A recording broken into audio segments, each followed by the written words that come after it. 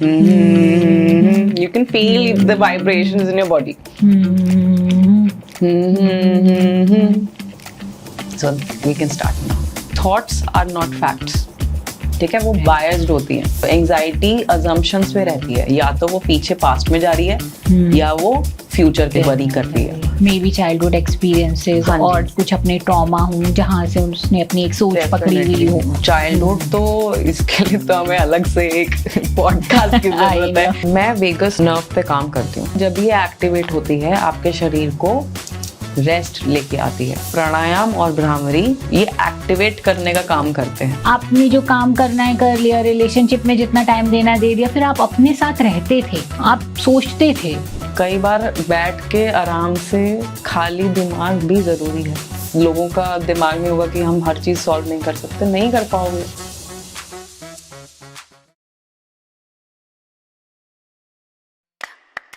Meet Prachi Rao, a counselor, a psychologist, and a vagal nerve coach who blends hurt and science to help people find calm. Today, she shares empowering ways to navigate anxiety. आज की हमारी guest हैं प्राची राव. प्राची राव एक counselling psychologist हैं जो गुड़गांव में practice करती हैं और आज हम एंजाइटी के बारे में बात करने जा रहे हैं. And I think it is the most talked topic पर most important topic. So welcome Prachi. Thank you so much. Nice to meet you.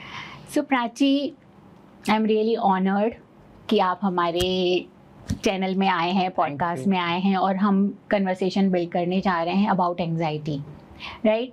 तो सबसे पहले स्टार्ट करते हैं जहाँ से भी आप स्टार्ट करना चाहते हैं. डेफिनेटली. एक छोटी सी एक्टिविटी करेंगे. आई बिल्कुल. We all be included in it. ठीक है. It's called humming.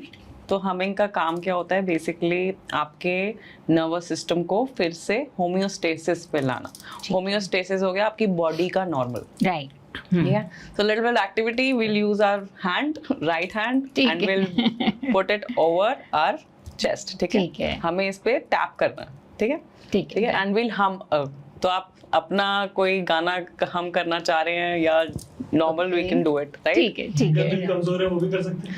हाँ, तो थोड़ा लाइटली टैप करना. Right. So will do it. Okay. One will start with and अपनी ब्रीदिंग को रेगुलेट कर लेना साथ में. ठीक है. Right. Okay. Very lightly.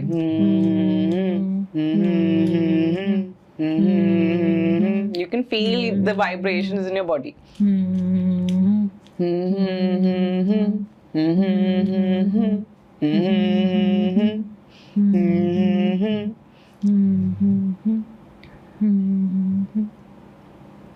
Yeah. So इसका रेलेवेंस हमारे आज के टॉपिक से बहुत इम्पोर्टेंट है क्योंकि हमिंग एक ऐसी प्रैक्टिस है जिस पे अभी बहुत रिसर्च चल रही है. Which also helps you with vagal tone. अब वेगल टोन क्या है? आपकी बॉडी में जो वेगस नर्व आती है, वेगस नर्व के बारे में भी हम आगे बात करेंगे, पर ये उसको एक्टिवेट करता है. आपके रेस्ट और डाइजेस्ट, आपकी रेस्ट लाने के लिए शरीर में ये एक्टिवेशन का पार्ट प्ले करता है आपकी बॉडी में. ओके. हाँ. So we can start with now. ठीक है. सो प्राची, सबसे पहले तो हम थोड़ा सा एंजाइटी के बारे में समझते हैं, राइट? आप बताइए कि what exactly anxiety is. Okay. Anxiety basically हमारा स्ट्रेस का रिस्पॉन्स होता है. ओके. जब भी कोई इंसान स्ट्रेस, अब ज़रूरी नहीं है कि स्ट्रेस ना आए, इट्स इनएविटेबल. आएगा, आपके शरीर में भी आएगा, आपको वैसे भी सोच में भी आएगा. तो हम इसको हटा नहीं सकते अपने शरीर से. So it's part of us. Okay. हमारी बॉडी का. तो एंजाइटी तब खराब बनती है जब ये इतने लेवल पे हो जाए कि आपका डेली लाइफ में प्रॉब्लम आ रही है. अब स्ट्रेस रिस्पॉन्स कैसे? आपका ब्रेन का एक पार्ट होता है अमिगडाला. अमिगडाला इमोशनल सेंटर माना गया है. तो उसमें अगर जब आपका बॉडी ऐसे कोई नर्वस सिस्टम में आपको लगता है कि कोई डेंजर है, चाहे वो हो भी ना, परसीव्ड थ्रेट, कि ज़रूरी नहीं है कि आपके सामने है वो. It's not like you have आपके सामने टाइगर है तो आप डर रहे हो. That tiger can be in your head also. तो आपका बॉडी रिस्पॉन्स देता है इस चीज़ में कि डेंजर है, अब अपने आप को प्रिपेयर करो, तो उस प्रिपेयर करने में एंग्जाइटी होनी स्टार्ट हो जाती है। So anxiety is your response for stress. Okay, या सो राइट, तो जैसे कि पर आजकल हम वही बात है कि आजकल तो हमारे आसपास शेर हैं नहीं, हाँ जी, तो फिर हमको इतनी एंग्जाइटी क्यों होती है? दैट इज मोस्ट लोग इस तरीके की क्वेश्चंस करते हैं, राइट? कि ऐसा क्या हो रहा है जिसकी वजह से, एज वी नो कि मेंटल हेल्थ का क्या हाल है, मतलब कॉर्पोरेट में भी देखा जाए या यूजुअली रिलेशनशिप में देखा जाए, लोगों का स्ट्रेस लेवल दिन ब दिन बढ़ता ही चला जा रहा है। छोटी छोटी चीज़ें जो हैं बहुत ज़्यादा ट्रिगर कर देती हैं, छोटी बातों पे गुस्सा आ जाना, इसीलिए क्राइम भी बढ़ता चला जा रहा है। हाँ जी, लोगों के अंदर सहन शक्ति कम होती जा रही है, रिलेशनशिप्स में टिफ, लड़ाई झगड़े, डाइवोर्स के केसेस सब बढ़ते चले जा रहे हैं, ऑफिस में, कॉर्पोरेट में सुसाइडल केसेस बढ़ते चले जा रहे हैं। तो आजकल ऐसा क्या चल रहा है जिसकी वजह से एंग्जाइटी इतनी ज़्यादा बिल्ड हो रही है लोगों के अंदर? हम इसको ऑन इन डेप्थ भी बात करेंगे, पर ओवर थिंकिंग एक सबसे बड़ा प्रॉब्लम है हमारे लिए। जब हम किसी चीज़ को लेके पकड़ लेते हैं ना, फिर उसको निचोड़ना स्टार्ट कर देते हैं, बिकॉज ज़रूरी नहीं है। अगेन एक स्टेटमेंट बोलना चाहूँगी कि थॉट्स आर नॉट फैक्ट्स, ठीक है? वो बायस्ड होती हैं। आप बायस्ड कैसे हुई? जो आपने बचपना आपका गया, जैसे आपने चीज़ें देखी आसपास, अपने घर में, अपने पड़ोस में, आपकी इन्वायरमेंट में आपने जैसा देखा, उस हिसाब से आप सोच अपनी रखते हो, ठीक है? और कई लोग क्या करते हैं, कई लोगों का पैटर्न बन जाता है कि उस चीज़ को लेके वो साइकिल में सोचते रहेंगे। अब इसमें एक और चीज़ ऐड करते हैं कि ब्रेन का काम है कंफर्म करना। कंफर्म का मतलब उस चीज़ को क्या बोलते हैं, कंफर्मिटी हो गई कि आप उस चीज़ को प्रूव करने में लग गए हो। अच्छा, ब्रेन का काम है जो आप सोच रहे हो उसको वो प्रूव करने में लग जाए। तो नेगेटिव कंफर्मिटी ज़्यादा होती है ब्रेन की, क्योंकि वो ईजियर वे है फॉर द ब्रेन कि कुछ गलत हो रहा है, कुछ हो जाएगा। अब एंग्जाइटी, हमने जैसे बोला कि परसीव्ड थ्रेट, आपने बोला कि मुझे कुछ हो जाएगा, जैसे हाइपोकॉन्ड्रियाक बोलते हैं, उन लोगों को होती है बीमारी सोचने की मुझे कुछ बीमारी है, राइट, कि कैंसर हो गया या कुछ ये तो नहीं हो गया, मेरे को कोई फेलियर तो नहीं हो गया, हार्ट अटैक तो नहीं हो गया। तो आई हैव हैड पेशेंट्स जहाँ पे पेशेंट को लग रहा है कि मेरे को कुछ हो जाएगा, और उसी एंग्जाइटी वो इतनी बढ़ गई है क्योंकि, और बॉडी में वो सिम्टम्स भी नजर आने लग गए कि हार्ट बीट तेज हो गई, रेसी थॉट्स हो गई, और आपसे लेटा नहीं जा रहा, आपके लेफ्ट हाथ में दर्द होने लग जाएगा। तो वो जरूरी नहीं आपको आ रहा है मतलब कि हार्ट अटैक आ रहा है। It does have similar symptoms, पर वो हार्ट अटैक वाले सिमिलर सिम्टम्स आपकी ब्रेन बनाने लग जाता है। ओके, या और ये एंग्जाइटी का भी पार्ट है। रेसी थॉट्स हो गई, आपका ऊपर नीचे जाना बॉडी के, ब्रीदिंग हो गया, ऊपर नीचे जाना, हार्ट रेट बढ़ना, आपकी ब्लड स्ट्रीम में आपका फ्लो ज़्यादा हो जाता है। तो एंग्जाइटी एक ऐसी चीज़ है जो हम रोज़ जूझ रहे हैं, पर लोगों को पता नहीं चल रहा है कि हम इसको सॉल्व कैसे करें। राइट, और कई चीज़ें डॉक्यूमेंट नहीं होती क्योंकि उनको लगता है कि यार कोई और कुछ और होगा, या तो बीपी लो हो गया। कई लोग बीपी पे भी चले जाते हैं कि हाँ, जरूरी नहीं है कि हार्ट की प्रॉब्लम हो, कि बीपी हो रहा है, मेरे को बीपी लो हो गया। राइट, तो आई थिंक अब तो फिर भी पहले से अवेयरनेस बढ़ी है। पहले तो लोगों को पता ही नहीं रहता था कि ये जो उनको हो रहा है वो एंग्जाइटी है। सो हमारे सिंधी में बोलते हैं अल्लाह छातो थे, है ना? सो पता नहीं क्या हो रहा है। हाँ। तो डॉक्टर्स के पास जा रही हैं लेडीज, और वहाँ ऐसे कही, हाय घोड़ा अलाय छातो थे मतलब मेरे को पता ही नहीं है मुझे क्या हो रहा है। आई थिंक उस समय अवेयरनेस नहीं थी कि ये जो हम कह रहे हैं हमें ये क्या हो रहा है, जो अंदर बॉडी इतना सिम्टम दे रही है, हार्ट बीट बढ़ रही है, मेरे गट में सेंसेशन, मेरी बॉडी जो पूरा का पूरा क्रिएट कर रही है सिनेरियो, वो एंग्जाइटी है। हाँ। तो वो लेबलिंग उस समय नहीं थी, तो इसलिए लोगों को लगता था पता नहीं मुझे क्या हो रहा है। अब शायद लेबलिंग आने से चीज़ें आसान भी हो गई हैं, क्योंकि अब हम थोड़ा सा ट्रीटमेंट की तरफ भी जा सकते हैं, हम मेडिकेशन की तरफ जाएं या हम थेरेपी की तरफ जाएं, पर चीज़ें थोड़ी सी अब हमारे कंट्रोल में आई हैं। What do you say about it? हाँ जी, एंग्जाइटी शुरू वहीं से होती है कि जब इंसान को लगता है मेरे हाथ में कुछ कंट्रोल है ही नहीं, है ना? तो उनको अब ये है कि हमारा सबका, जैसे बीइंग साइकोलॉजिस्ट आप भी हैं, कि हम सबको बताएं कि ये चीज़ होती है, इसके बारे में अवेयरनेस बहुत ज़रूरी है, क्योंकि अभी भी इतने लेवल पे अवेयरनेस नहीं है।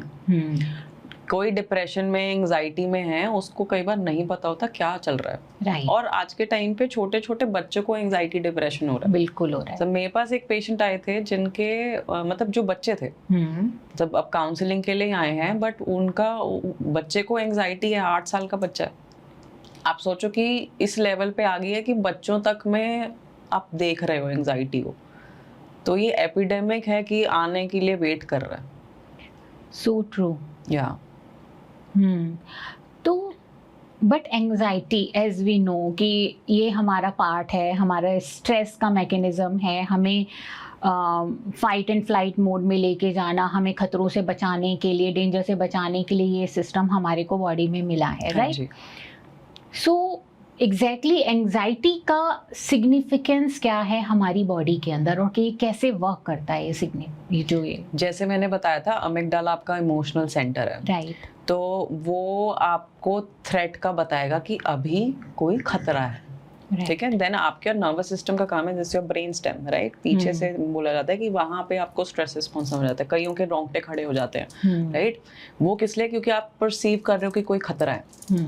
अब जरूरी नहीं है कि आपके सामने कोई खतरा हो, कि आप मरने वाले हो या आपके कोई सामने कोई ऐसी थ्रेटनिंग चीज आ गई है। It's also in your brain, right, ठीक है, कि आपने कोई चीज, फॉर एग्जाम्पल ज्यादातर लोगों के लिए होता है कि वो नेगेटिव थिंकिंग पैटर्न बन जाता है, कि जो बंदा सोच रहा है कि कुछ हो ना जाए, कुछ हो ना जाए, इम्पेंडिंग डूम, कि कुछ ना कुछ बुरा होगा, उसकी वजह से इतना ज़्यादा एंजाइटी होना किसी को, और लाजमी है, होता है, क्योंकि आप सोच रहे हो। और अगेन हमने पहले भी बात करी इस पे कि आपका ब्रेन ना उसको प्रूव करने पे लग जाएगा कि हाँ कुछ हो सकता है, राइट, क्योंकि मैंने सोचा है ऐसा। हाँ। तो शायद, और फिर फीलिंग्स भी आनी शुरू हो जाती हैं, तो आई थिंक हम फीलिंग से भी एसोसिएट कर लेते हैं कि अगर ये फीलिंग्स आ रही हैं तो कहीं ना कहीं कुछ गड़बड़ी है, तो अब ये होगा ही होगा। हाँ, क्यों मैंने डेंजर, सोचा है। हाँ डेंजर है। डेंजर से आता है हमारा एक और इमोशन, फियर। अब डर में आदमी क्या करेगा?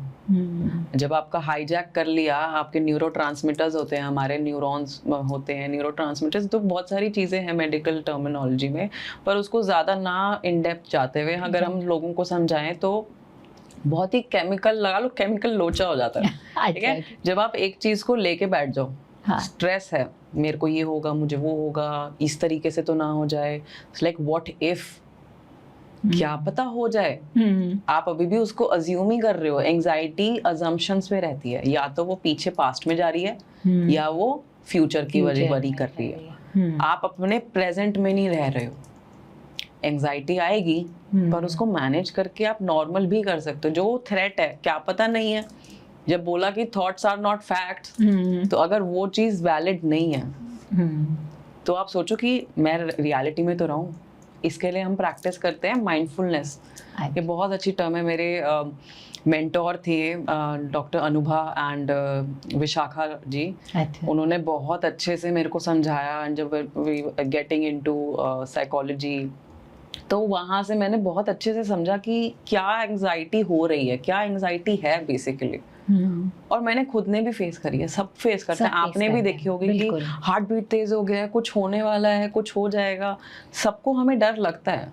पर हमें ये देखना है कि वो डर वैलिड है कि नहीं है, कि आपके लायक है, आप उसको इतना टाइम दो, कि आप पे इतना टाइम है कि आप उस पे सारा अपना फोकस लगा रहे हो, पूरी एनर्जी उधर लगा रहे हो, और वो ब्रेन जो कर रहा है वो अपना काम कर रहा है। सो हमारी बहुत इम्पोर्टेंट एक सीख है इसमें कि आप अपनी चीज़ों को पकड़ के मत रखो, सोच को मत पकड़ो। कि ओवर थिंकिंग से स्टार्ट हो रहा है ना, एक माइन्यूट थॉट से आपकी बॉडी में इतना रिएक्शन आ रहा है। सोचो अगर हम उसी चीज़ को पकड़ लें, पकड़ ले इस सेंस में नहीं कि we need to keep it with ourselves, I got it, इस बात को समझ लें कि इस थॉट से आ रहा है, कि हमें उस चीज को, वो हमारी सगी नहीं है थॉट, वो अभी कुछ और बाद में कुछ और हो जाएगी, राइट, कि thought is not reality. Exactly, इसी को हमको सच नहीं समझना है, राइट। तो आप गलत भी तो हो सकते हो, अगर वो सोच सही नहीं है तो उसको पकड़ने का मतलब नहीं बनता। पकड़ना कि अपने पास रखो मत उसको, लेट इट गो। हम अपनी सोच को रोक नहीं सकते। There is no device that can आपका ब्रेन निकाला और साफ करके रख दिया और अच्छी सोच आएंगी, नहीं, obviously, गलत भी आएगी, अच्छी भी आएगी। आपने देखना है आपने कौन सी रखनी है, राइट। सो इसके लिए हम लोग कुछ ऑल्टरनेट थिंकिंग पे भी उनको लेके जा सकते हैं, मतलब अगर हाँ जी। आपको ये सोच आ रही है जिसको आपको लग रहा है कि ये वाकई सच है, तो क्या कुछ और था, इसकी क्या कुछ और वजह भी हो सकती हैं, तो थोड़ा सा शायद वो ऑल्टरनेट थिंकिंग जब करते हैं कुछ और लेके आते हैं तो वो आई थिंक थोड़ा एक्सपेंशन होता है वहाँ पर हाँ माइंड जी, का। ये ना CBT कॉग्निटिव बिहेवियरल थेरेपी में बहुत अच्छे से समझाया गया है कि आप ना अपने थॉट के पैटर्न को चेंज कर सकते हो। तो CBT क्या काम करती है, आपके थॉट्स पे करेगी, आपकी फीलिंग्स पे करेगी और आपके बिहेवियर पे करेगी। राइट। तो आप कोई भी एक चीज पकड़ लो और उस पे काम करना स्टार्ट करो। अगर आप फीलिंग चेंज करोगे तो आपका थॉट और बिहेवियर में भी आएगा ऑटोमेटिकली हाँ, अगर आप थॉट से स्टार्ट करते हो, because that's where it all started. Right. अगर आप वहीं से पकड़ के उसको चेंज कर दोगे इन अ वे कि वो रियलिटी में रहे, तो आप अपने एंजाइटी को भी मैनेज कर सकते हो। और ऐसा नहीं है कि बहुत इजी है, नहीं होता, पर आपको मेहनत करनी पड़ेगी। हाँ, समझ के आपको करना पड़ेगा, काम करना पड़ेगा। डेफिनेटली। कई बार क्या होता है कि आपके हाथ में नहीं होता, जब हाथ से ऊपर चला जाता है तब हमें फिर मेडिकेशंस का भी पार्ट लेना पड़ता है। प्राची, आप कुछ अपने केसेस डिस्कस करोगे क्या, ताकि हमारे व्यूअर्स इस बात को समझ पाएं कि हाउ एग्जैक्टली ये बात वर्क करती है, मतलब कैसे हम सिचुएशन में ओवर थिंकिंग में फंस जाते हैं और कैसे हम अगर उनको उस थॉट को रियलिटी ना समझ के उसको अल्टरनेट या डिफरेंट तरीके से सिचुएशन को परसीव करने के लिए इनवाइट करें, तो how it makes a change for them. इसमें मैं एग्जांपल यूज़ करना चाहूँगी। एक पेशेंट थे हमारे जिनको OCD की प्रॉब्लम थी। OCD is obsessive compulsive disorder, जिसमें ऑब्सेशंस होते हैं और उसको करने के लिए कंपल्जन बिहेवियर होता है कि आप किसी चीज़ के पीछे सोचोगे, उसके पीछे पड़ोगे और आप उसको ठीक करने के चक्कर में आप एक बिहेवियर लेके आओगे, एक एक्शन लेके आओगे जिससे टेम्पररी रिलीफ मिलता है। पर ये एक ऐसी साइकिल है, विशियस साइकिल, कि आप लूप में फंस जाते हो। और एंजाइटी साइकिल भी सेम वे में काम करती है। I have given a cycle picture also, PDF, उसको रेफर करेंगे तो आप उसमें देख सकते हैं। कोई भी एक स्टिमुलस होता है, ठीक है, मतलब स्टिमुलस हो गया आपकी एनवायरनमेंट से, आपने कोई भी एक चीज जो आपको मे बी ट्रिगर कर सकती है। बॉडी का काम क्या है, डेंजर बताना कि डेंजर है कि नहीं है, डेंजर है कि नहीं है। तो उसको परसीव अगर कर लिया एज अ थ्रेट, अब वो फाइट और फ्लाइट पे चला जाता है रिस्पॉन्स, स्ट्रेस का रिस्पॉन्स है। अगर आप उस चीज को अपने पास रखो, आप उसको कहो कि नहीं, I have to do something about it, कि ऑब्सेशंस हैं। अब हम OCD की बात कर रहे हैं, जैसे उनका कंटामिनेशन से था कि मेरे हाथ गंदे हैं, मुझे हाथ धोना है बार बार। अच्छा। कि गंदे हैं गंदे हैं गंदे, तो वो खाना भी नहीं खा पाते। खाना उन्होंने क्या था कि he stopped eating food also. अच्छा। इन अ वे कि मैं बीच में स्कूल में नहीं खा सकता, मैं यहाँ नहीं खा सकता, मेरे को आके वापस से ढंग से हाथ धोने पड़ेंगे 4 या 5 बार। तो आपकी डेली लाइफ में भी बहुत लिमिटेशंस क्रिएट कर दी इस चीज ने। तो उन्होंने क्या करा, when we started the therapy, हमने एक्सपोजर थेरेपी से भी स्टार्ट करा। ठीक है। और उसमें था एक्सपोजर, मतलब आपका जो थ्रेट है उसको आप धीरे धीरे, हाँ, एक्सपीरियंस, और वो भी प्रॉपर केयर में। ऐसा नहीं है कि हम एक ऐसे ही कर सकते हैं इस चीज को। आप एक प्रॉपर क्लिनिकल केयर में और उनको विद एक्सपर्ट्स आप उनको धीरे धीरे एक्सपोज करते हो। अब उनको बोलना, और वो उनके दिमाग में एक ही स्टेटमेंट चलती है, गंदा है गंदा है गंदा है। अब हमें वही चेंज करना है। तो उसके लिए अब हम क्या काम करेंगे कि वी एडेड एफर्मेशंस। अच्छा। हाँ, क्योंकि बॉडी बोल रही है खतरा है, आपने बोलना नहीं है, आई am safe, I am safe, आपको रिपीट करना पड़ेगा बार बार। तो जब हम सेशंस के बीच में भी एक्सपोज करते थे उनके डर को, तो भी उनको ये होता था कि अब मुझे इरिटेशन हो रही है। कोई नहीं, सिट विद इट, थोड़ी देर आएगा। अगर आप उस चीज को अवॉइड करोगे, आपको तो थोड़ी देर की रिलीफ मिलेगा, पर वो फिर से स्टार्ट हो जाएगा। पर व्हेन यू फेस इट, और फिर there are ways to face it. ठीक है, आप जरूरी नहीं है, जैसे हम एक एक्सरसाइज भी करते हैं, विजुअलाइजेशन कराई जाती है, ठीक है, वो माइंडफुलनेस के अंदर भी आती है। और वैसे भी आप एक बहुत बढ़िया टेक्निक है जिसमें आप अपने थॉट्स को मैनेज करना भी सीख सकते हो। Will do it at the end of this session. पर इसी तरीके से we started working on it कि I am safe, I am safe, बार बार उनको यही चीज रिपीट कराई। अब ये एक हमारे साइकोलॉजी में ही है कि व्हेन यू रिपीट थिंग्स, आपका सबकॉन्शियसली वो एंटर हो जाता है। राइट। कि आप अगर आप कोई गलत चीज भी बोलोगे ना, जैसे हम पहले बात कर रहे थे कि एक पेशेंट थे जो कह रहे थे कि मुझे भूख नहीं लगती, तो लगनी ही बंद हो गई। तो सिमिलर वे अगर हम अच्छी थॉट्स के साथ ये काम करें ना तो बेनिफिट्स मिलेंगे। आई गॉट इट। तो जो मुझे यहाँ पे समझ में आ रहा है प्राची कि हम उनको ये प्रैक्टिस करा के उनको एक्सेप्टेंस की तरफ लेके जाते हैं कि आप इसको, जो भी आप जिस चीज़ से डर रहे हो या जो भी आपका थ्रेट है, अगर आप उसको करोगे, वो अनकंफर्टेबल फीलिंग्स को आप वेलकम करो। हाँ, वेलकम करो, उसको एक्सेप्ट करो और उसको बेयर करो। हाँ, है ना, थोड़े टाइम तक, क्योंकि वो आएंगी, क्योंकि दैट इज तो थ्रेट आपके माइंड ने क्रिएट किया हुआ है, आपके माइंड ने उसको हाइपर बनाया हुआ है, ये सोचा हुआ है कि ये मेरे को नुकसान पहुंचाएगा ही पहुंचाएगा।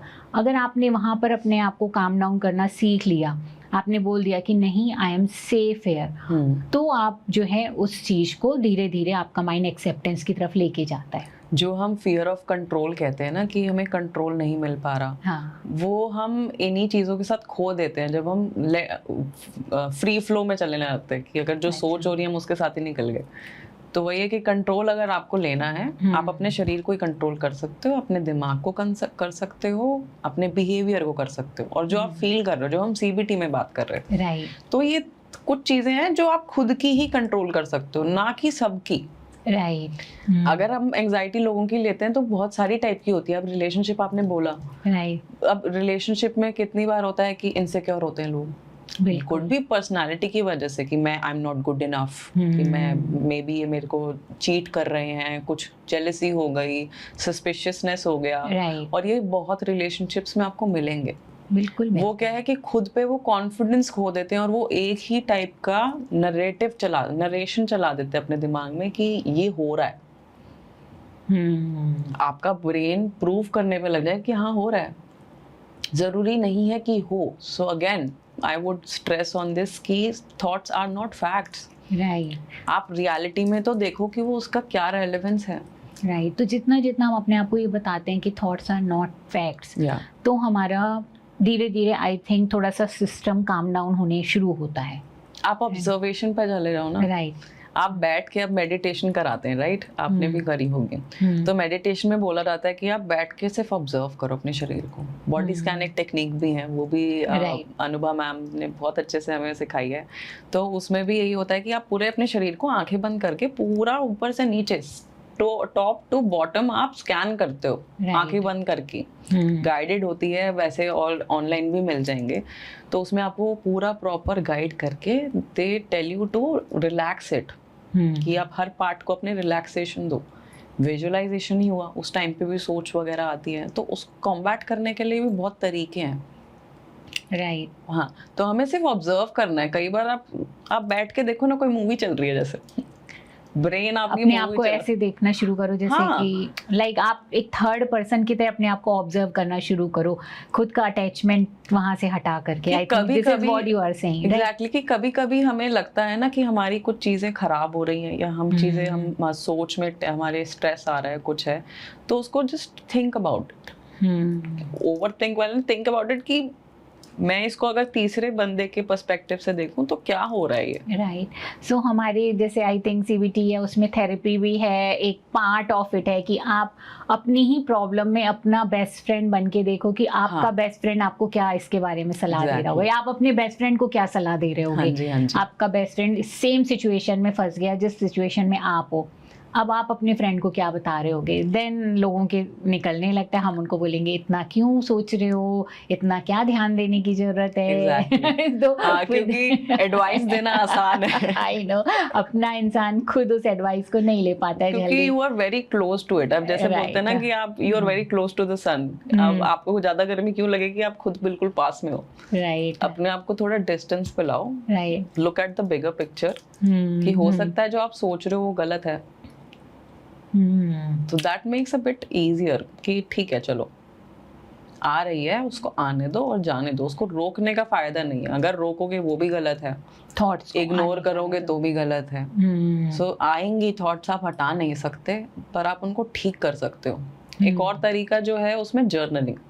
अच्छा, ओके। उससे हमें क्या पता लगता है कि पैटर्न क्या है आपकी सोच का। अच्छा, ओके। क्योंकि हर कोई एक कोई ना कोई पैटर्न में कुछ ना कुछ तो चल रहा होगा कि आपका कोई ट्रिगर होगा, कोई पर्टिकुलर चीज हो सकती है। अब जैसे आपने रिलेशनशिप की बात करी थी, तो मे बी जो आपके स्पाउस हैं वो आपसे ढंग से बात नहीं कर रहे हैं, ठीक है, उनका मूड खराब हो सकता है। हम ऑल्टरनेटिव अगर थिंकिंग पे जाए तो हो सकता है कि कुछ, पर वो इंसान इतना क्लोज है उसके सिचुएशन के, वो अपने ही दिमाग में कुछ ना कुछ स्टोरी बना लेता है।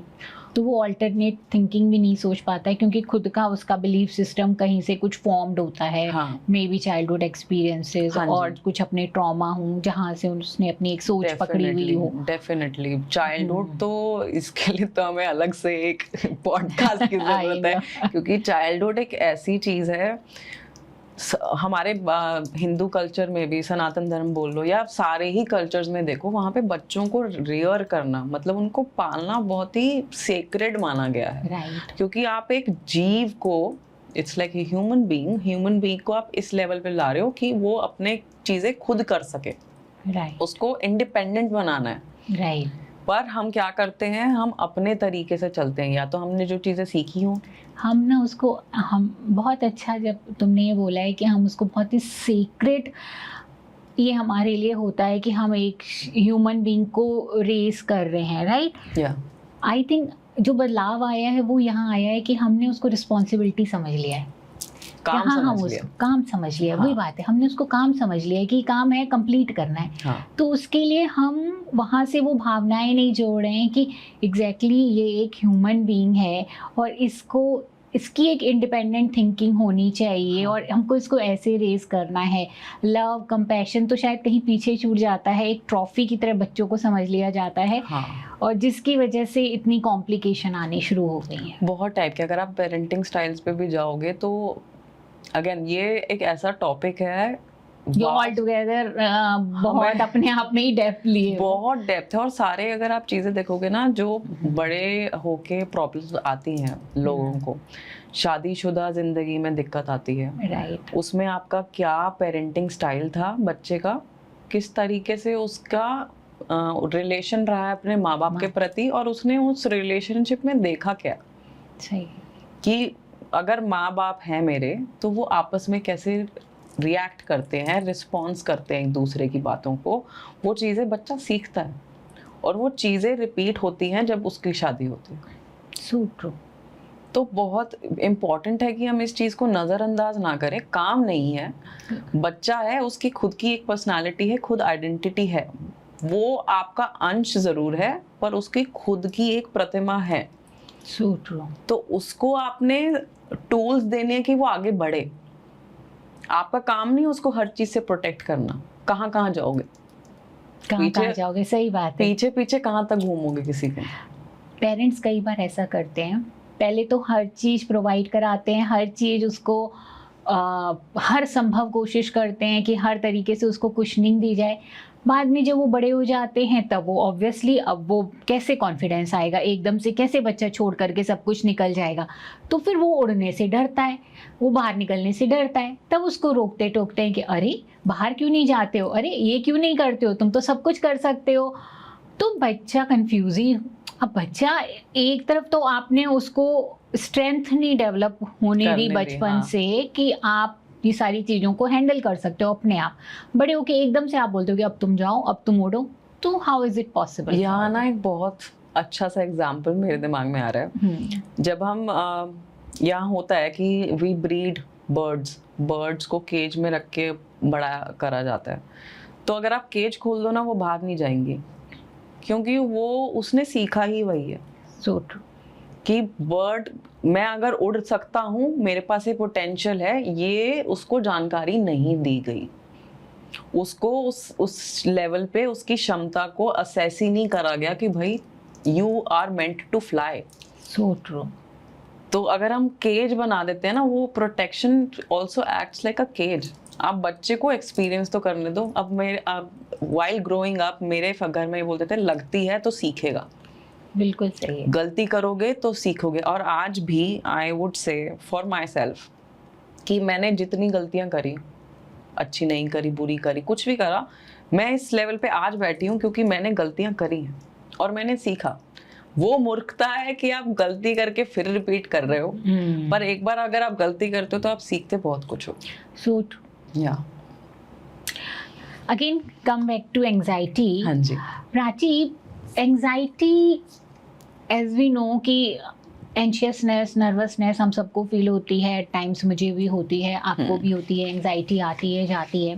हाँ पर जी। कुछ लोगों के लिए ये बहुत ज़्यादा होती है और कुछ लोग इसको हैंडल कर लेते हैं। हाँ जी। क्या डिफरेंस है लोगों के बीच में, जो लोग इसको हैंडल कर लेते हैं और जो लोग इसको हैंडल नहीं कर पाते हैं? वो उनके लिए उनसे बड़ी हो जाती है, उनकी वो फीलिंग उनके डेली लाइफ को हैम्पर करने लगती है, वर्क को हैम्पर करने लगती है, रिलेशनशिप को हैम्पर करने लगती है। क्या डिफरेंस है यहाँ? देखो, एंजाइटी ज़्यादा होने का चांसेस कुछ चीज़ों पे डिपेंडेंट है। जैसे हो गया जीन्स में, कि आपकी मदर को था या फादर में कहीं था, मदर फादर के रिलेशन में कहीं ना कहीं आपकी एंजाइटी रही है या डिप्रेशन रहा है, ठीक है, फॉर दैट मैटर्स। अब एंजाइटी इज वेरी प्रोन, अगर उसको वैसी एनवायरनमेंट मिल जाए, जैसे हमने एग्जांपल लिया था कि मच्छर पानी में अपना ब्रीडिंग ग्राउंड है उसका, ठीक है, तो अगर एंजाइटी को वो मिल जाता है ब्रीडिंग ग्राउंड तो वो वहाँ से बढ़ेगी। एक तो जीन्स हो गया, दूसरी हो गया कि पर्सनालिटी है, पर्सनालिटी की शाय है इंसान, ठीक है, वो इंट्रोवर्ट रहे हैं, ज़्यादातर बात करने के लिए नहीं हुआ, तो एक सोशल एंजाइटी करके भी होता है कि बाहर उनको घबराहट होती है बात करने में, कि लोगों से मिलने में। अगोराफोबिया हो गया, उसमें अगोराफोबिया हो गया कि क्लोज स्पेसेस में आप ज़्यादातर नहीं आ सकते हो, डर लगता है, इंटरेक्शन में भी डर लगता है। फिर एक है कि ब्रेन केमिकल। अब आप क्या करते हैं, इसको थोड़ी सरल चीज़ में समझते हैं। न्यूरल हमारे कनेक्शंस जो होते हैं उसमें न्यूरोट्रांसमिटर्स होते हैं, ठीक है, जिनको हम बोलते भी हैं डोपामीन, सबको पता होगा कि हैप्पी हार्मोन है, there serotonin, there is another hormone called cortisol, जो रिलीज होता है जब आप स्ट्रेस ज़्यादा करते हो, तो आपकी स्ट्रेस टाइम रिस्पॉन्स में आपका कॉर्टिसोल रिलीज होने लग जाता है। जब ये सब चीज़ हो रही होती है, केमिकल लोचा हो रहा होता है, तब क्या होता है कि आपके इम्बैलेंस होने लग जाता है शरीर में, ब्रेन में बेसिकली। तो एक वो रीजन भी है कि जिन लोगों को ज्यादा लंबे एंजाइटी, हाँ, कि ज्यादा प्रोलॉन्ग्ड स्ट्रेस तो वैसे ही खराब है, क्रॉनिक स्ट्रेस अपने आप में एक प्रॉब्लम है। ओके, क्योंकि आप किसी चीज को लेके बैठे पे रुमिनेट कर रहे हो, मतलब आपने इतना अपने पास कर लिया स्ट्रेस को कि वो अब इतना ज्यादा हो चुका है, it's out of your control. Right, may be वो थॉट से ही है कि मैं अब, जैसे कि अपनी लाइफ थ्रेटनिंग हो जाता है, मुझे कुछ हो जाएगा, मैं बाहर गया एक्सीडेंट हो जाएगा। राइट, एक्सीडेंट तो किसी का भी हो सकता है, पर आपने उसको इतना ज़्यादा कर लिया कि वो क्रॉनिक स्ट्रेस हो गया। अब क्रॉनिक स्ट्रेस का आप एक एग्जांपल ये भी ले सकते हैं कॉर्पोरेट कल्चर में। ओके, कॉर्पोरेट्स में जितने आप लोग देखोगे वर्क लाइफ बैलेंस की कमी है, और ये बोलना कि वर्क लाइफ बैलेंस हो जाता है, नहीं होता इतनी ईजिली। आप अपनी लाइफ बैलेंस कर सकते हो, काम अपने आप हो जाएगा। लोग ये भूल जाते हैं कि जो भी आप कर रहे हो वो आपकी एक्सटेंशन है। राइट, आपका वजूद नहीं है, इट्स योर एक्सटेंशन। अगर आप साइकोलॉजिस्ट हैं, मैं साइकोलॉजिस्ट हूँ, ये मेरी पहचान भी है, मेरा एक्सटेंशन है। राइट, पर मैं प्राची हूँ और मेरे बहुत सारे एरियाज हैं और मैं खुद कुछ अलग एक आइडेंटिटी, कि मेरा खाली साइकोलॉजी नहीं है, मैं बहुत कुछ करती हूँ, तो इट्स मेरा एसेंस नहीं है ये जो मैं सोच रही हूँ कर रही हूँ। काम आपका भगवान है, हाँ, कि आपका काम भगवान नहीं हो सकता, भगवान सिर्फ एक ही है। So coming back to this topic कि और क्या क्या चीज़ें हो सकती हैं। सो देख, क्रॉनिक स्ट्रेस के बाद एक मेडिकल कंडीशंस भी होती हैं कुछ, जैसे थायराइड हो गया। थायराइड में भी कहा जाता है कि एंजाइटी के सिम्टम्स पाए जाते हैं लोगों में, क्योंकि आप दवाइयाँ और ये सब खा रहे होते हैं, and it's prone to make certain changes, कि आपके शरीर में कुछ ना कुछ तो चेंज होगा। तो उसको ठीक करने के लिए भी देयर आर वेज। अब जैसे कि हो गया, हम बात कर रहे थे कि मेडिकेशंस का जाना पड़ता है। अब किसी के हाथ से इतनी ऊपर चली गई है बात, आप इतना ज़्यादा अति हो गई है स्ट्रेस की, अपने शरीर पे तक आने लग गया, एंजाइटी शरीर पे भी दिखती है, आपका डेली लाइफ हैम्पर होने लग गई है, ठीक है, आप डेली लाइफ पे काम नहीं कर पा रहे हो, कुछ और नहीं कर पा रहे हो। जो आप कह रहे थे ना कि कुछ लोग स्ट्रेस संभाल पाते हैं। राइट, कई लोग रेजिलिएंट होते हैं हाँ। और कई नहीं होते हैं। बहुत जल्दी ही कोई भी छोटी सिचुएशन में अगर उनको लगता है कि थोड़ी सी भी थ्रेटनिंग है, कहीं भी आउट ऑफ कंट्रोल जा रही है, तो उनका एकदम से ओवर थिंकिंग स्टार्ट हो जाती है एंड देन वो फ्यूचर को बहुत ज़्यादा नेगेटिवली असेस करते हाँ। हैं और एंग्जाइटी के लूप में फंस जाते हैं वो लोग। डेफिनेटली।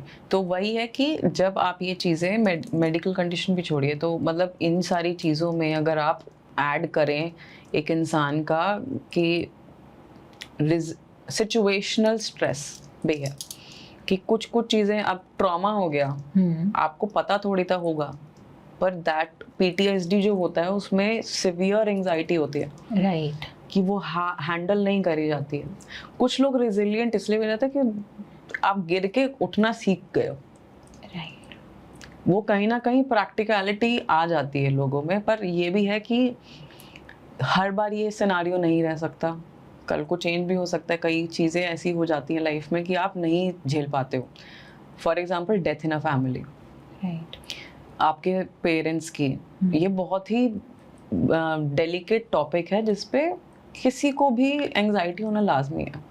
आप खुद भी देखोगे कि आप अगर खुद सोचो तो खुद सोच के आदमी परेशान हो जाता है कि अब डेथ इज इनएविटेबल। वो भी आपके बर्थ और डेथ हमारे हाथ में कंट्रोल नहीं में है, बिल्कुल नहीं है। राइट।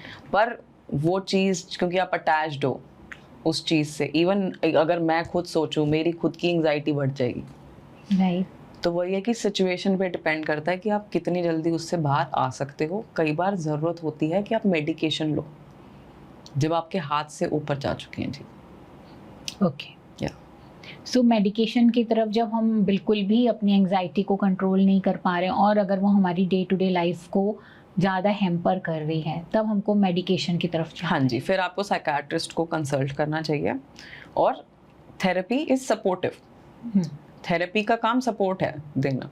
हर चीज़ थेरेपी नहीं कर सकती और हर चीज़ मेडिकेशंस नहीं कर सकती हैं। तो ये बहुत ही आप लगा लीजिए साझेदारी है कि साइकाट्रिस्ट और जो साइकोलॉजिस्ट है वो साथ में काम करते हैं। एंड आप देखोगे अब इंटरनेशनली और अभी नेशनली ऑल्सो कितने सारी प्रैक्टिसेस हैं जहाँ पे साइकोलॉजिस्ट और साइकाट्रिस्ट साथ मिलकर काम करते हैं। या क्योंकि मेडिकेशन की जानकारी सिर्फ साइकाट्रिस्ट को ही है और वो ही दे सकते हैं। हाँ, आई थिंक जानकारी होते हुए भी इट इज़ नॉट एडवाइजेबल कि आप दें, क्योंकि आई थिंक आपके एथिक्स में नहीं है। हाँ, साइकोलॉजिस्ट जो क्लिनिकल साइकोलॉजिस्ट भी हैं, हाँ, वो भी अलाउड नहीं है। आपको साइकाट्रिस्ट होना जरूरी है। आपका न्यूरोलॉजिस्ट हो गए, जो भी एक मेडिकल फील्ड से इंसान है जिसके पास लाइसेंस है मेडिकेशंस देने का, राइट, वो ही दे सकते हैं। सो प्राची, कई लोगों का ये भी सवाल रहता है कि स्ट्रेस और एंजाइटी में क्या फ़र्क है, तो आप क्या बताना चाहेंगे उसके लिए? देखो, स्ट्रेस जो है उसके प्रकार होते हैं, मतलब तरीके होते हैं स्ट्रेस लेने के भी। तो one thing called you stress, वो अच्छा स्ट्रेस है। Right. ये स्ट्रेस आपको तब आता है कि आपने कोई डेडलाइन कंप्लीट करनी है, ठीक है, आपको कोई प्रेजेंटेशन बनानी है, स्कूल में कोई डिबेट करनी है, कोई कंपटीशन है, तो वो स्ट्रेस आता है। वो अच्छा स्ट्रेस है कि आपको वो प्रिपेयर करता है चैलेंजेस के लिए, ठीक है। और एंग्जाइटी में ये फ़र्क है, जब स्ट्रेस का रिस्पॉन्स एंग्जाइटी है। अच्छा, तो जब अब यू स्ट्रेस की बात करी, अच्छा स्ट्रेस, तो there is one thing called distress sorry. तो डिस्ट्रेस का मतलब हुआ जो स्ट्रेस खराब है, जो चीज़ आपके शरीर के लिए हेल्पफुल नहीं है वो आपके शरीर के लिए खराब है। राइट। एक एक्सटेंट तक जो चीज़ आपको फ्यूल करे आपके गोल की तरफ, कि आपने जो काम करना है, डेली रूटीन का काम हो गया या आपकी कोई डेडलाइंस मैच करने वाली होगी, वो ठीक है। पर उसको इस लेवल पे हो जाना कि आप ना वो काम कर पा रहे हो, ठीक है, ना ही आप फोकस कर पा रहे हो, कंसंट्रेशन इज ज़ीरो, ठीक है, आपका हार्ट बीट और ये सब तो चल ही रहा है तेज तेज, और आप जो एक्चुअल काम करना था उसे छोड़ के आप सिर्फ स्ट्रेस कर पा रहे हैं। इस चीज़ में भी कई लोग काम कर लेते हैं। एक चीज़ इससे एंग्जाइटी से रिलेटेड नहीं है, एक टर्म है फंक्शनल डिप्रेशन। अच्छा, ओके। तो ये भी मैम, मतलब हमने during my internship and training I have learn, जिसमें लोग नॉर्मल बिहेव करते हैं, ठीक है, नॉर्मल काम चल रहा होता है, सब कुछ है, बट इनिशियली वो डिप्रेस्ड होते हैं लोग। और ऐसी चीज है कि डिप्रेशन और एंजाइटी थोड़ा ना भाई बहन जैसे है कि एक आता है तो दूसरा थोड़ा आ ही जाता है क्योंकि हाँ। आप अगर स्ट्रेस कर रहे हो, परेशान कर रहे हो, जैसे कि अभी उज्जवल से भी बात हुई थी, तो स्ट्रेस का रिस्पॉन्स एंजाइटी हुआ। राइट। एंजाइटी कि आपने एक लेवल पे ज्यादा फियर, प्रोलॉन्ग फियर, या आपने उस चीज को खतरा मान लिया, तो आपको एंजाइटी होने लग जाती है। और एंजाइटी जब होती है तो आदमी का मूड भी लो होता है। राइट। वो ज़्यादा टाइम, अगर हम ICD को फॉलो करें तो अगर 2 हफ्ते तक वो लगातार रहता है तो वो डिप्रेशन भी बन जाता है। तो फर्क है, आपकी सोच का फर्क है। तो मतलब जब स्ट्रेस इस लेवल में बढ़ जाता है, जब आपकी हैम्परिंग करने लग जाए, एग्जैक्टली तो हम लोग वो एंजाइटी में टर्न हो जाता है। एग्जैक्टली क्योंकि anxiety is a response. Right. समझे कि जब आपका बॉडी, आपकी नर्वस सिस्टम आपका बता रहा है, ऑटोनॉमिक नर्वस सिस्टम होता है, राइट? उसके अंदर 2 हमारे शाखाएं होती हैं, जिसमें एक सिंपैथेटिक नर्वस सिस्टम है और एक है पैरासिम्पैथेटिक नर्वस सिस्टम। सिंपैथेटिक करता है फाइट और फ्लाइट। राइट। मतलब डेंजर। हमें जहाँ फोकस करना है वो पैरासिम्पैथेटिक है, जिसका काम है रेस्ट और डाइजेस्ट। तो हम उसी साइड में, डायरेक्शन में काम करेंगे। आपका बार बार सिंपैथेटिक नर्वस सिस्टम आता है, बार बार एक्टिवेट होता है। जब भी आप कोई स्ट्रेस को डिस्ट्रेस में चेंज कर लेते हो तो आपका रिस्पॉन्स वो फाइट और फ्लाइट बन जाता है, डेंजर, राइट? सो जब आपको लगे कि ये खतरा है, डेंजर है, वो एंजाइटी बनता है। जो मुझे समझ में आ रहा है कि जब आप फ्यूचर को लेके बहुत ज़्यादा वरी करते हो, जब आपको लगता है कि चीज़ें बहुत ख़राब हो सकती हैं, आपके प्रेडिक्शन जब चालू हो जाते हैं, आपकी राइट अजम्पशंस ऐसे चालू हो जाते हैं कि बहुत ही बुरा हो जाएगा इस सिचुएशन में, जो भी चल रही है ये ऐसी ही रही तो ये आगे जाके और बिगड़ सकती है। तो ऐसे में आपका फाइट एंड फ्लाइट मोड, आपका सिंपैथेटिक नर्वस सिस्टम बहुत ओवर एक्टिव हो जाता है। हाँ जी। और जिसकी वजह से I think what I have studied कि सिंपैथेटिक नर्वस सिस्टम का अपना वैल्यू है, बहुत वैल्यू है। जैसे हमने बोला कि यूस्ट्रेस भी एक सिंपैथेटिक नर्वस सिस्टम का ही पार्ट है, कि अगर हमें कोई प्रेजेंटेशन देनी है तो एक लेवल का हमको स्ट्रेस लेना जरूरी है ताकि हम फोकस बना पाएं। पर जब वो बिल्कुल ही हमारा अपने ऊपर से ट्रस्ट खत्म हो जाता है और हमें लगता है कि शायद हम कर नहीं पाएंगे, हमारे इतनी कैपेबिलिटी नहीं है, स्किल नहीं है, तो हम ओवर थिंकिंग में चले जाते हैं। होगा नहीं होगा, हम जाएंगे, खराबी हो जाएगा, हम जरूरी ब्लैबर करने लगेंगे, हम ढंग से नहीं कर पाएंगे। वो रिस्पॉन्स आपको एंजाइटी की तरफ ले जाता है। फिर I would say one quote here when patients में भी और generally बताते हूँ, radical acceptance एक टर्म है, तो वो बताती है कि कम व्हाट में जो आ रहा है उसको वैसे ही लो। राइट। ठीक है? जब आप किसी चीज़ को जज करते हो, किसी चीज़ को कंपेयर करते हो, एक्सपेक्टेशंस रखते हो, सो जजमेंट, कंपैरिजन और expectations are a royal road to misery. True. And anxiety, I think so. हाँ, क्योंकि उससे तो एंजाइटी आएगी ना। राइट। अब आप बोल रहे हो कि फ्यूचर ओरिएंटेड, लोग पास्ट में भी रहते हैं। ये हुआ था मेरी लाइफ में, ऐसा हुआ था। आपने किसी चीज़ को लेके रखा है, आपने किसी पे जजमेंट पास कर दी, आप पिछली अपने एक्सपीरियंस की वजह से आप आगे एक्सपेक्ट करते हो कि ऐसी होनी चाहिए चीज़ें, तो आप अपने आप को प्रिपेयर कर रहे हो कि मेरे को आगे जाके नहीं मिली तो मैं दुखी हूँगा। राइट। कुछ पास्ट के एक्सपीरियंसेस को आपने पकड़ा हुआ है और उसको आपने फ्यूचर पे डाल दिया है कि अब ये जो है, क्योंकि यहाँ पर फेस किया था तो ये मेरा फ्यूचर में भी आ सकता है। और उसको बचाने के लिए मैं कुछ भी हर संभव कोशिश करूँ। तो वहाँ से शायद आपके अंदर एंजाइटी ज़्यादा ट्रिगर हो जाती है कि वो जो एक्सपीरियंस किया था वो एक्सपीरियंस नहीं करना है मुझे। सो वो आपकी मेमोरीज जो सेट हैं वो ही आपके ये स्ट्रेस रिस्पॉन्स, एंजाइटी के रिस्पॉन्स लेके आते हैं। आपके पास्ट एक्सपीरियंसेस भी आपकी थॉट्स को मैनेज करते हैं। बिल्कुल करते हैं, क्योंकि जहाँ हम बोल रहे हैं कि थॉट्स फैक्ट नहीं है और बायस्ड हैं, बायस्ड कहाँ से होंगे? आपके पास्ट एक्सपीरियंसेस से, जो आपने देखा इर्द गिर्द अपने सिचुएशन में, मे बी अपनी इन्वायरमेंट में। बच्चे को 8 साल का, जो हमें बता रही थी, 8 साल के बच्चे को क्या पता एंजाइटी क्या है? पर वो फील तो कर रहा है ना, ऐसा नहीं है कि नहीं है। और लोगों को ये आई थिंक अभी भी इतनी जानकारी नहीं है कि होती है सबको, कहीं मैनेजेबल होती है, कहीं नहीं हो पाती है। राइट। तो कोई बच्चा बोल रहा है कि मेरे को स्कूल नहीं जाना, तो आप रीजन तो पता करो क्यों नहीं जाना। क्या है, किस चीज़ से डर रहा है। सो वही है कि बच्चे ने भी कहीं ना कहीं चीज़ फेस करी है, कहीं दिक्कत करी है और कहीं पे वो चीज़ें अपनी खुल के बता नहीं पाया। कई बार क्या है कि कुछ चीज़ें हम, जैसे अब हम ओवर थिंकिंग बोल रहे हैं, अब हम शेयर नहीं करते हैं चीज़ें, राइट। आज के टाइम पे ऐसा फास्ट पेस्ड लाइफ हो गई है कि आपस में फैमिली लोग भी बात नहीं करते। So true. कि भाई बहन आपस में बात नहीं कर रहे, जो मदर फादर हैं वो नहीं बात कर रहे हैं, खुल के बात नहीं कर रहे हैं। जो चीज़ें वो घर पे सॉल्व कर सकते थे वो खुद ही लगे हुए हैं अपने दिमाग में उसको सुलझाने में। जो हम कह रहे थे ना कि थर्ड पार्टी बन के देखो, तो कल को हमें थर्ड पार्टी मिले भी तो हमें उस चीज़ का ले लेना चाहिए निवारण, कि ठीक है अगर हमें मिल रहा है ना फैमिली से तो ठीक है, नहीं हो पाता तो ऑफ कोर्स आप साइकोलॉजिस्ट पे जाओ, आप हेल्प लो। एक सेफ स्पेस होती है जहाँ पे आप अपना खुल के बात कर सकते हो।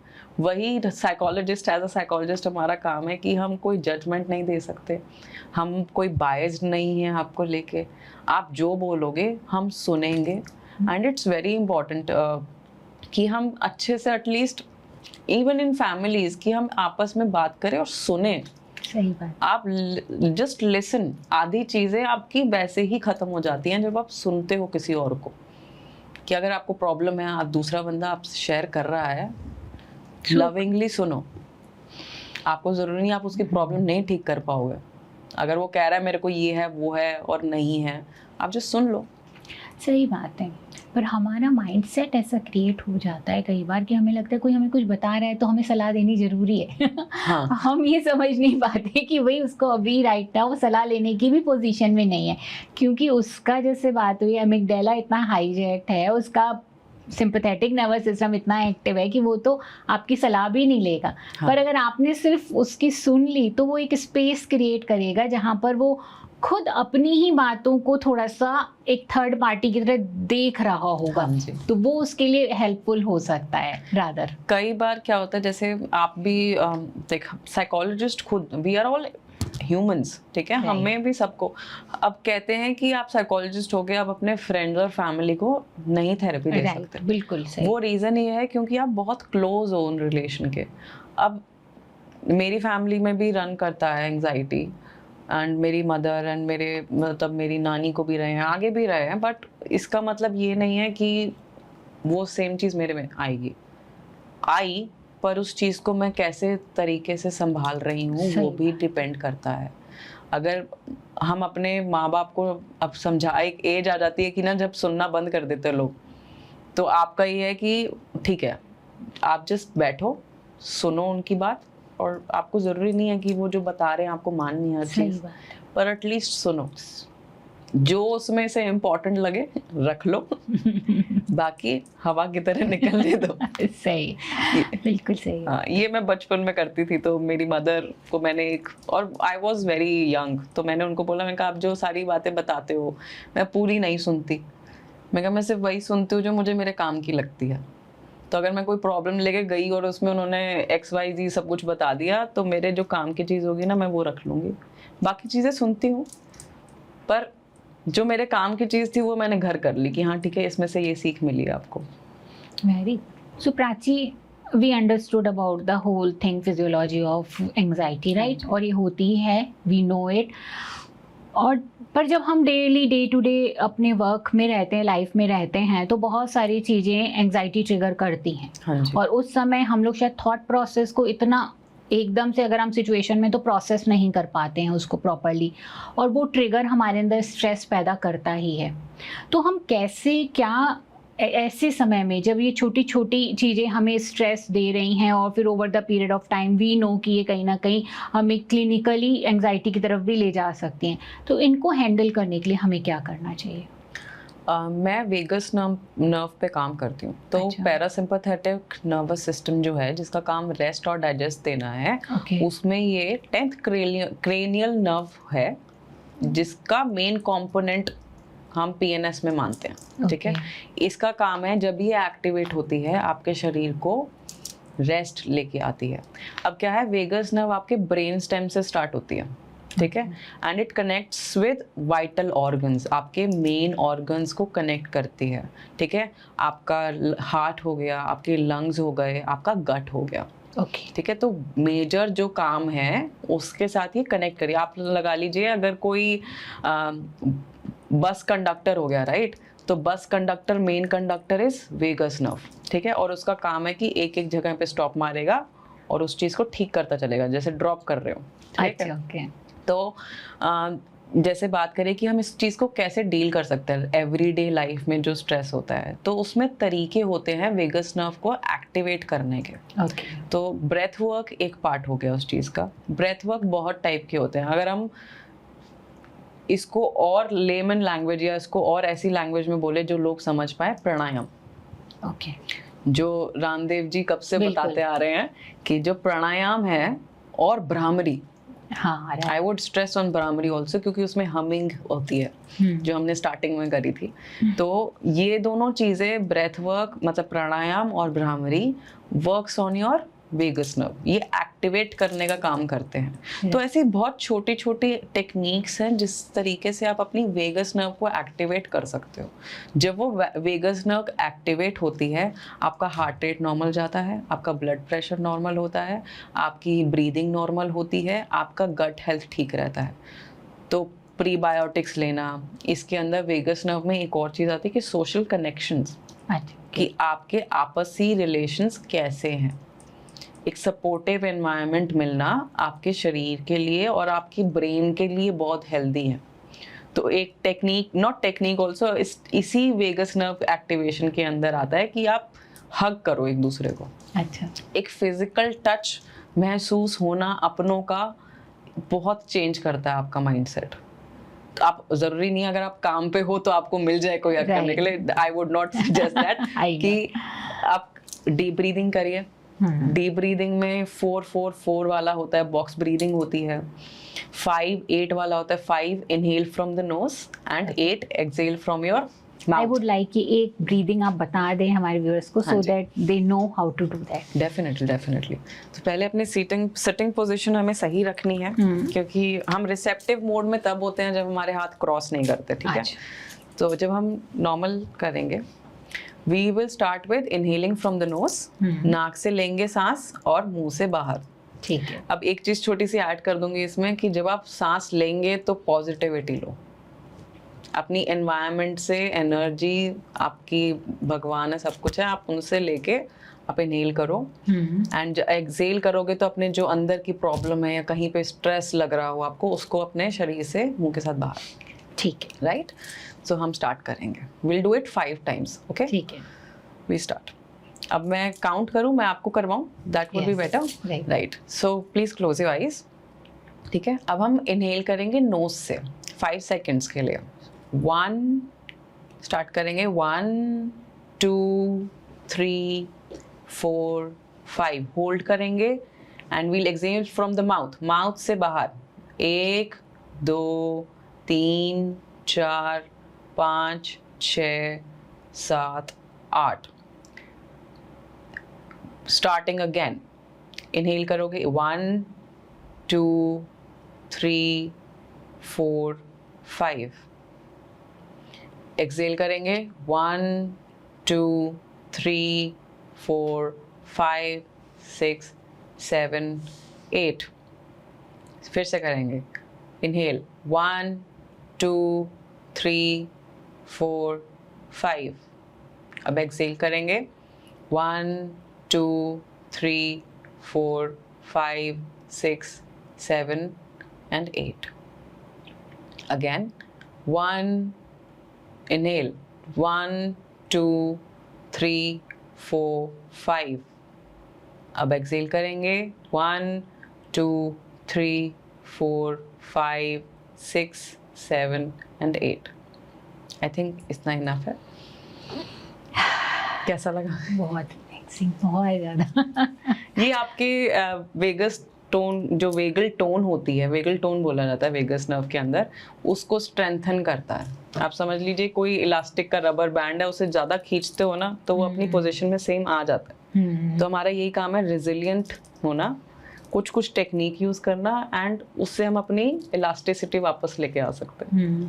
तो मतलब अगर हम किसी ऑफिस स्पेस में हैं या घर पे भी कई बहुत सारी हजारों चीज़ें चलती रहती हैं, कोई भी चीज़ एकदम से स्ट्रेस बिल्ड कर रही है, हाँ जी, तो आप अगर थोड़ा टाइम लेकर के डीप ब्रीदिंग ये वाली कर लें, ऐसा बॉक्स ब्रीदिंग जैसा आपने हाँ जी। बताया, तो ये उस समय हमारे सिस्टम को काम डाउन कर देगी, हाँ राइट? जी। और जैसे ही हमारा सिस्टम काम डाउन होगा तो शायद हम ज़्यादा बेहतर तरीके से उस सिचुएशन की हैंडलिंग भी कर पाएंगे। बहुत अच्छी बात बताई आपने। ये एक्चुअली में प्रूवन भी है, जब आप स्ट्रेस में हो तो ना आप डिसीजंस नहीं ले सकते सही। बिल्कुल। तो अगर हाई पावर्ड लोग हैं, एग्जीक्यूटिव लेवल पे हैं, उनको एंजाइटी हो रही है, तो आप there are ways to deal with it. Right. आप अगर उस टाइम पे स्ट्रेस में, परेशानी में अगर आप कोई भी डिसीजन लेते हो, टेंड्स टू गो बैड, हो सकता है वो गलत डिसीजन हो, क्योंकि आप ऑलरेडी एक पैटर्न में फंसे हुए हो। इस चीज़ के लिए हम वर्कशॉप भी कराते हैं इमोशनल रेगुलेशन पे, मैं जिस पे काम करती हूँ, और हमारा मेन मोटिव होता है वेगस नर्व पे काम करने का। अच्छा, ओके। तो वेगस नर्व को हमारा इंटरेस्ट है कि why not make it main stream, और इसी तरीके से आप इमोशंस को रेगुलेट करो, क्योंकि आप इमोशंस तो पूरी ज़िंदगी फील करोगे आप, राइट। एंड हम इमोशनल बीइंग्स बोले जाते हैं। हम अपने इमोशंस को इतने अच्छे से फील कर सकते हैं और उनको बयां भी कर सकते हैं, सो ट्रू। जो चीज़ हमारे मे बी पशुओं में नहीं मिलती। Even dogs do it. Dogs बता देते हैं जब वो खुश होते हैं या गुस्सा हो गए, तो सबका अपना अपना तरीका है, पर हम काफ़ी एक्सप्रेसिव हैं इस चीज़ को। सही बात है।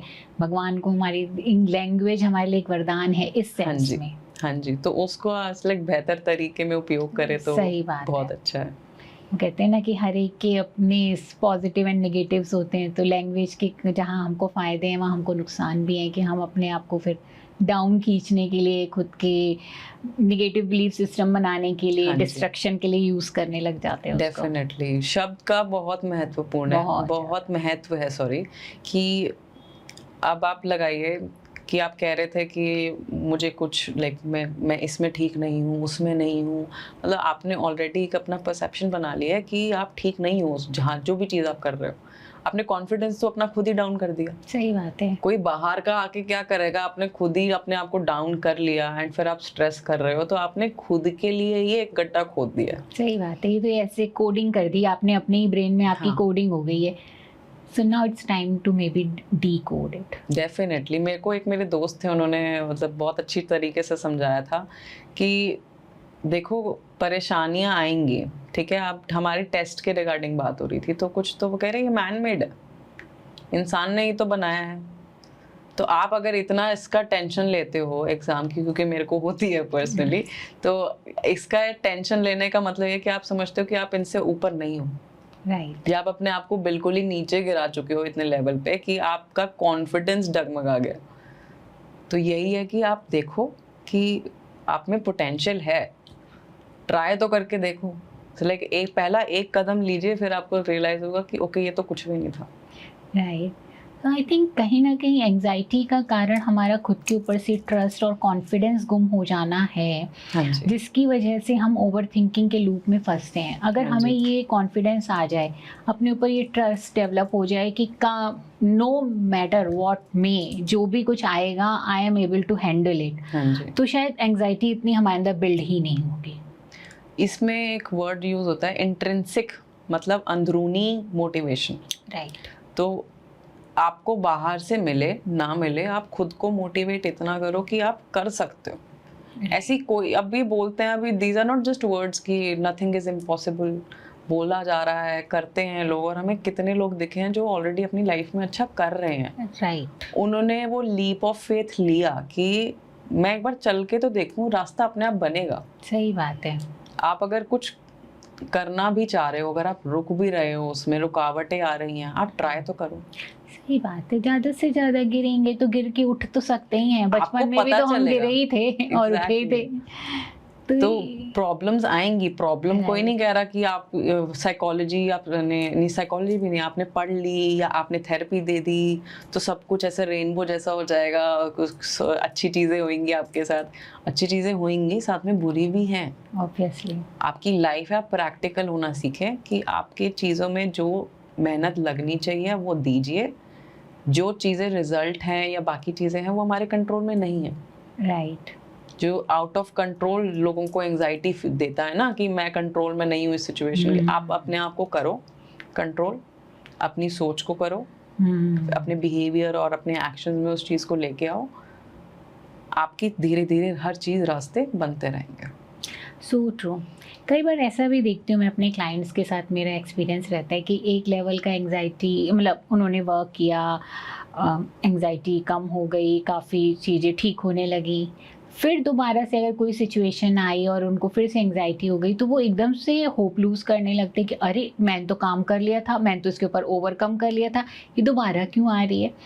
सो दे विल, आई थिंक यहाँ पर भी उनको समझने की ज़रूरत है कि ये तो दोबारा से आएगी, because it's a part of a system. फिर उसको देख के, फिर उसको समझ के काम करना दोबारा से भी हम पर पड़ेगा। हमें भी एज ए साइकोलॉजिस्ट भी अभी भी आती है, ऐसा नहीं है कि बिल्कुल ही नहीं आती है। कोई सिचुएशन आती है, हमारी भी ट्रिगर होती है, हम भी फिर थोड़ा सा डीप ब्रीदिंग करके शांति से सांस लेके उसको समझने की कोशिश करते हैं और उसके ऊपर काम करते हैं और वो हो जाता है। तो जस्ट कि ये हम जो ओवर एक्सपेक्टेशन का, जैसे तुमने बोला था कि एक्सपेक्टेशंस, कंपैरिजन, जजमेंट, ये चीज़ें जो हैं इंसान को मिजरी के साइड लेके जाती हैं। So that's so true. वही है कि इंसान को समझना चाहिए कि प्रॉब्लम्स नहीं खत्म हो जाएंगी, प्रॉब्लम्स हमारी ही बनाई हुई हैं, लाइफ में आती हैं ऊपर। मैं ना ये एग्जाम्पल के तौर पे यूज़ करती हूँ सेशन के टाइम कि जब आप मॉनिटर पे हार्ट रेट देखते हो ऐसे चलता है, ठीक है, सो दैट्स योर लाइफ। आपकी ऊपर नीचे जाएगी। जब ये स्ट्रेट जाती है ना, that is not life, that's mean it's death. तो ऊपर और नीचे जा रही है, मतलब इंटरेस्टिंग चीजें हो रही हैं, उसको मैनेज करो, जी रहे हो। खुद के लाइफ के मैनेजर बन जाओ और उस चीज को ढंग से चीजों को सॉल्व करना सीखो। सही है। और कई बार एक ये भी है लोगों का दिमाग में होगा कि हम हर चीज सॉल्व नहीं कर सकते, नहीं कर पाओगे। कई बार बैठ के आराम से खाली दिमाग भी जरूरी है कि मेडिटेशन कर लो थोड़ी देर, 1 घंटा अपने पूरे दिनचर्या में से 1 घंटा अपने आप को दे दो कि मैं इस टाइम या तो सोऊंगा या मैं खाऊंगा या मैं कुछ भी नहीं करूंगा। It's totally up to you. तो अपने को समय देना स्टार्ट करें। लोग अपने आप को ही नहीं समझते। बिल्कुल सही बात है। और आजकल रही सही कसर तो मोबाइल नहीं ख़त्म करिए। पहले तो फिर भी लोग बैठते थे अपने साथ, नहीं थे इतने सारे साधन, तो आपने जो काम करना है कर लिया, रिलेशनशिप में जितना टाइम देना दे दिया, फिर आप अपने साथ रहते थे, आप सोचते थे। मतलब हमें याद है हम डॉक्टर्स की क्यू में बैठते थे तो हम बैठते थे, हमारे पास मोबाइल नहीं होते थे कि हम अपना उसके अंदर घुसे रहें। 1 घंटा भी अगर आपको बाहर बैठना है तो you are just with yourself. वो तो हमारी स्पेस से चला ही गया है। और जब हम खुद के साथ ही नहीं टाइम स्पेंड कर रहे हैं तो हम खुद को समझेंगे कैसे, तो हम खुद से कनेक्शन कैसे बनाएंगे। इतनी नॉइज हो गई है आज के टाइम पे कि लोगों के पास इतनी चीज़ें करने को हैं जो अब आप सोशल मीडिया की बात कर रहे हो, सोशल मीडिया में दुनिया भर की चीज़ें एंड मिस इन्फॉर्मेशन से भी बहुत भरा हुआ है। तो आप कोई भी चीज़ ले रहे हो, आप अपने दिमाग को शांति नहीं रहने दे रहे हो, आप कुछ न कुछ चीज़ें उसको दिए जा रहे हो सोचने के लिए। दिमाग का काम क्या है? सोचना। सही बात है। उसका काम है प्रोसेस करना है इन्फॉर्मेशन को जो आप दे रहे हो, चाहे वो अच्छी भी हो या बुरी भी हो, वो प्रोसेस करेगा और उसको भी रेस्ट करना होता है। अब इसकी वजह से ऐसा लाइफस्टाइल हो गया है कि रात को जागने लग गए लोग काफ़ी। बिल्कुल, क्योंकि वो हमारा ब्रेन का मैकेनिज्म ही अब चेंज होता चला जा रहा है। वो आपने इतना ओवर एक्टिव कर रखा है कि उसको पैरासिम्पैथेटिक नर्वस सिस्टम में आने में टाइम लगता है बहुत ज़्यादा। नींद तो बहुत इम्पॉर्टेंट है। आप अगर देखेंगे तो डाइजेशन, आपका पेट का पाचन, और दूसरा आपकी नींद बहुत ज़रूरी है। अब गट हेल्थ का भी ब्रेन से जोड़ा गया है कि जो आपके माइक्रोबायोडेटा या माइक्रोब्स बोलते हैं सॉरी, तो माइक्रोब्स जो हैं वो आपको चला रहे हैं। राइट। ठीक है, आपकी क्रेविंग्स हो गई, काफ़ी टाइप आपके इमोशंस हो गए। अब जब आदमी अब दुखी होता है तो ज़्यादा खा रहा है क्योंकि वो क्रेविंग्स आ रही हैं उसको गट से। सही बात। तो बहुत ही सिग्निफिकेंट चीज़ें होती हैं अगर हम उन चीज़ों को ध्यान दें। तो 6 से मतलब 8, अब तो बोलते हैं कि 8 आवर्स की स्लीप बहुत ज़रूरी है, तो 6 से 8 घंटे आप अच्छे से सोएं। सही बात। डिजिटल डिटॉक्स भी ज़रूरी है कि हर टाइम अपने आप को ब्रेन को स्टिमुलेट करना करें। स्टिमुलेशन हो गया कि आप बार बार उसको इन्फॉर्मेशन दिए जा रहे हो। सही बात है। अगर आपको इतना ही कुछ सुनना है, देखना है, कोई सूदिंग गाना लगाओ और लेट जाओ।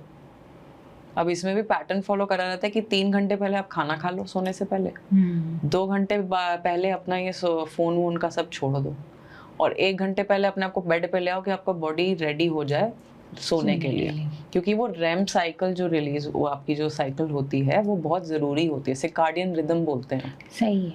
तो वो मेलाटोनिन सिक्रीट होता है 9 बजे, वो भी एक हार्मोन है, वो नींद का हार्मोन है। राइट। वो 9 बजे शुरू होता है और वो सुबह 7 बजे ख़त्म होता है। तो जो आप नहीं सो रहे हो रात को, वो आपका मेलाटोनिन डिक्रीज हो रहा है शरीर में। सही बात है। और जो ब्रेन को रेस्ट चाहिए वो नहीं मिल पा रहा। तो काफ़ी चीज़ें ये भी ट्रिगर करती हैं कि लाइफस्टाइल बहुत हैम्पर हो गया है ड्यू टू सच थिंग्स। तो हमें वेगल नर्व से भी हमें बहुत सारी चीज़ें सीखने को मिलती है ये लाइफस्टाइल को ठीक करने के लिए बेसिकली। तो इसमें सोशल कनेक्शन की हम बात कर रहे थे, मॉर्निंग वॉक है जिसमें आप माइंडफुल भी रह सकते हो, आसपास देखो क्या है क्या नहीं है, पेड़ पौधों को देखो, पैटर्न्स गिनो, वहीं रहो जहाँ हो। तो एंग्जाइटी भी नहीं आएगी अगर आप प्रेजेंट में हो। स्ट्रेसफुल सिचुएशंस आती हैं, प्रैक्टिकली हैंडल करें, और जो कम वर्ड में रैडिकल एक्सेप्टेंस की एक्सेप्ट जो हो रहा है और move on. So true. Prachi, आप एक साइकोलॉजिस्ट हो, प्रैक्टिसिंग साइकोलॉजिस्ट, राइट? और बहुत सारे लोगों की लाइफ में आप ट्रांसफॉर्मेशन कॉज करते हो। हाँ जी। बट एज ए साइकोलॉजी के student, then as a practicing psychologist, psychology ने आपकी लाइफ में क्या कंट्रीब्यूशन किया है? जैसे अभी हमने बताया कि आप थर्ड पार्टी बन के अपने सोच को देखें, तो वैसा ही कुछ सिमिलर मेरे साथ भी हुआ। बड़े होते हुए एग्ज़ाम की एंग्जाइटी मेरे को बचपन से रही थी। तो एक टाइम पे मैंने एग्ज़ाम भी छोड़ दिया था। तो वहाँ से रियलाइज़ हुआ, और अब आप जब पढ़ रहे हो तब आप बैक डेट करके देख सकते हो कि कहाँ कहाँ चीज़ें गलत हुई, कहाँ कहाँ अपने कोई चीज़ ख़राब हो रही थी। तो साइकोलॉजी ने मेरी लाइफ में बहुत फ़ायदे भी लेके आए हैं। थोड़ा सा मैं ज़्यादा एनालिटिकल हो गई हूँ कि चीज़ों को असेस के, जैसे बोलते नहीं कि आप साइकोलॉजिस्ट हो, मेरे को बोला गया है कि आप साइकोलॉजिस्ट हो, आप तो लोगों को पढ़ लेते हो। का ऐसे नहीं होता। आपको समय लगता है जानने में सबको। मेरी खुद की एक जर्नी मेरे साथ चल रही है जहाँ मैं अपने आप को जान रही हूँ। तो चेंज इज़ इनएविटेबल। तो यही चीज़ मैं एम्बाइब करती हूँ और मैं सबको सिखाना भी चाहती हूँ कि चेंज को वेलकम करो और अपने आप को जानो। So true. आई थिंक अपनी भी जर्नी बताऊं तो साइकोलॉजी ने मुझे अपने आप से मिलाया है। हाँ जी। हम अपने बारे में बेहतर समझना शुरू करते हैं, खुद से कनेक्ट करते हैं, और ये जो हम बता रहे हैं सारी चीज़ें, फिर हमारी ऑब्वियसली ह्यूमन बीइंग, हमारी लाइफ में भी सब कुछ आता ही है। लाइफ ऐसे ऐसे ही चलती है, लाइफ ऐसे नहीं चलती है। तो जब वो ऐसे ऐसे चल रही है तो उसको डील कर पाना शायद हमारे लिए थोड़ा सा आसान हो जाता है जब हम साइकोलॉजी के अंदर घुसते हैं, चीज़ों को समझते हैं और डीपर लेवल पर चीज़ें हमारे लेयर बाय लेयर्स जानना समझना शुरू करते हैं। इसमें कॉशन भी है, जैसे कि ज़्यादा जानकारी भी खतरनाक हो जाती है। तो कभी चीज़ों को ना इतना भी अंदर नहीं घुसे। खुद के लिए भी ये हम अपने एज अ प्रोफेशन भी बोलूँगी कि उस चीज़ को मैनेज करना हमारे लिए भी इम्पोर्टेंट है। क्योंकि एट द एंड हम सब इंसान हैं, हमें सबको स्ट्रेस आएगा, एंग्जाइटी आएगी, चीज़ें झेलनी पड़ेंगी, करना पड़ेगा। पर उस चीज़ को इतना घुस जाना कि एनालाइज कर रहे हो, बैठ रहे हो, क्योंकि हम उस फील्ड से हैं तो हम ज़्यादा अंदर घुसने की कोशिश करते हैं। पर कई बार ना सरफेस पे रहना ही सही रहता है। तो बोलते हैं ना वो डीप सीज, जब तक आपको तैरना ना आए तो तब तक समुद्र में मत जाइए। तो अगर नहीं आता तो अपने बस वो लेके फ्लोटिंग वाली अपना सेफ गार्ड लेके आप ऊपर ऊपर रहो। जितना जैसे मैनेज होता है उसको वैसे ही करो। एंजाइटी को लेके हमने बहुत सारी बात करी, राइट? या एंड वी नो कि ओवर थिंकिंग इसका एक बहुत बड़ा कारण है, हाँ जी। वही लीड करता है एग्जैक्टली एंजाइटी को भी। तो ओवर थिंकिंग को कम करने के लिए और क्या आप बता सकते हो मेरे व्यूअर्स को, जो वर्क करे और जो उनको हेल्प करे उनकी ओवर थिंकिंग को रिड्यूस करने में? इसके लिए हम एक एक्टिविटी कर सकते हैं। ओके। जैसे हमने स्टार्टिंग में हमिंग करी, वो भी एक पार्ट था। हमने डीप ब्रीदिंग करी, वो भी था। कई बार क्या होता है कि थॉट्स जाते नहीं हैं, राइट आ रहे हैं जा रहे हैं, पर वो आपको परेशान फिर भी कर रहे हैं। राइट। सो उसको कैसे वेलकम करो और उसको आने दो और जाने दो, उसकी प्रक्रिया थोड़ा हम समझते हैं। हम विजुअलाइजेशन से कर सकते हैं। ये भी एक टेक्निक है, माइंडफुलनेस में भी यूज होती है और ठीक है। बहुत ही पावरफुल टेक्निक है। ठीक है। जैसे clouds on a the thoughts on a cloud, अच्छा। एक वो है, और एक है लीव्स ऑन अ स्ट्रीम, कि आप पत्तों पे अपनी सोच रख के स्ट्रीम में बहा दीजिए। अच्छा। आप अपनी सोच को क्लाउड पे डालें और उसको जाने दीजिए, क्योंकि ये नेचुरल एलिमेंट्स, अगर हम इनकी प्रॉपर्टी समझते तो क्लाउड किसी से रुकता नहीं है, राइट?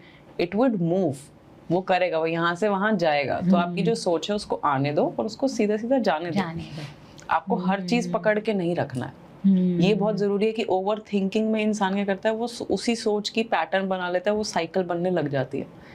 तो अगर वो साइकिल अगर स्टार्ट भी हो गई है, एनीवेज, आप बैठें, थोड़ा ध्यान लगाएं and will create a scene. अभी हम उस चीज को ट्राई भी करते हैं कि हम थॉट्स को जाने देते हैं, उनको आने दो, उनको अवॉइड मत करो उन्हें, क्योंकि हम किसी चीज को रोके और फिर वो ज्यादा बढ़ जाए, उसकी पावर ज्यादा बढ़ गई तो वो और एनीवेज आ जाएगा। तो उनको आने देते हैं और जाने देते हैं। तो हम उसको थोड़ा सा विजुअलाइजेशन के थ्रू करेंगे, ठीक है? I would ask you to lie down आराम से, जैसे हाँ, जैसे हमने डीप ब्रीदिंग करी थी। आप अपने आप से 2 बार डीप ब्रीदिंग करके मेरे को थम्स अप बता दीजिएगा कि हो गया है।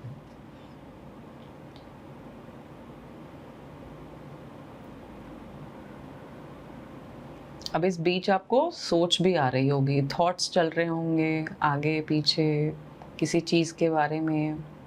तो आपने इमेजिन करना है, very nice, when will start now. तो आपने इमेजिन करना है कि आप एक फॉरेस्ट में हो, राइट? एन्चांटेड फॉरेस्ट हो गया, मैजिकल हो गया, काफ़ी सुंदर है। आपको ऊपर स्काई दिख रहा है, आकाश दिख रहा है, जिसमें बादल हैं, आ रहे हैं जा रहे हैं। फॉरेस्ट है, फॉरेस्ट में पेड़ पौधे एंड झरना, सब कुछ आपको सामने आपके दिख रहा है। अब हम ये ओवर थिंकिंग के लिए कर रहे हैं। तो अगर आपको लगे कि कोई ऐसी सोच है आपकी जो बार बार आ रही है, परेशान कर रही है, दिक्कत दे रही है, आप उसको थॉट्स को क्लाउड पे डाल दो। वो बादल को थॉट बना के उड़ने दो। आपने उसको रोकना नहीं है, आपने उसको चेक नहीं करना, आपने सिर्फ उसको आने देना है और जाने दो। जैसे नेचर काम करती है, उन बादल किसी चीज़ के लिए रुकते नहीं हैं, वो मूव करते हैं। तो वही हमने सोच के साथ करना है। और इस बीच में आप अपनी ब्रीदिंग को रेगुलेट करके रखो। अब ऐसा हो सकता है कि कुछ कुछ सोच रह जाए। अब जो चीज़ रह रही है, सोच आपके पास रह गई है, आप उसको लीव्स, जो झरने के पास पेड़ पौधे हैं, वहाँ से पत्तों में से पुट योर थॉट्स, अपनी थॉट्स को उन पत्तों पे डाल के बहा दो। झरनों का और स्ट्रीम जो बेसिकली हम बात कर रहे हैं, उसका नेचर होता है कि वो एक ही साइड फ्लो करती है, वो पीछे नहीं जाएगी, वो सीधा आगे बढ़ती रहेगी। तो इस टाइम पे आपको कोई भी ऐसी कोई सोच आ रही हो, आप उसको पत्ते पर रखें और उसको बहा दें। जैसे हम बचपन में बोट्स बहाते थे पेपर की, वैसे ही आप पत्ता लीजिए और उस पर अपनी सोच रखें और उसको बहने दीजिए।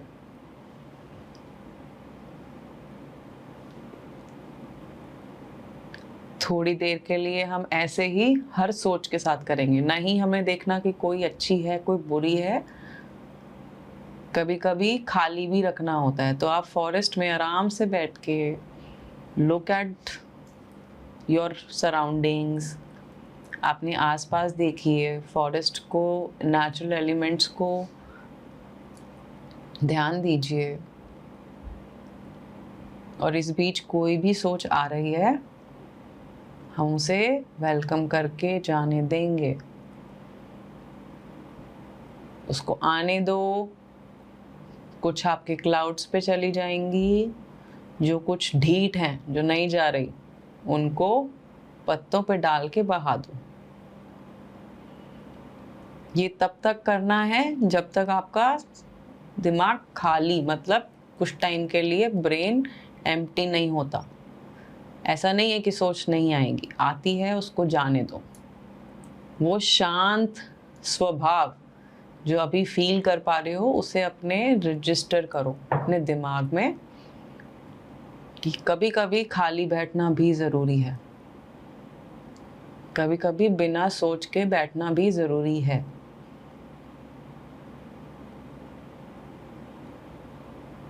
चाहे वो अभी अच्छी हो या खराब हो, हम अपनी सोच को कोई असेस नहीं करेंगे, कोई बैठ के हमें उसे चेक नहीं करना।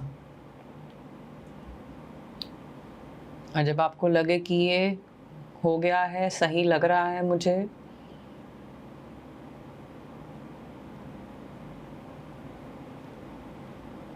हम वहाँ से धीरे धीरे उठेंगे, फिर से ब्रीदिंग रेगुलेट करेंगे, 2 बार डीप ब्रीदिंग करेंगे and will come back to reality.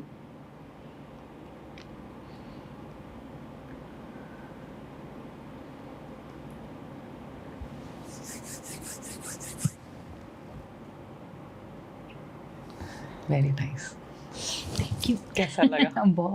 बहुत ही रिलैक्सिंग। हाँ जी, हाँ, thank you very much Prachi.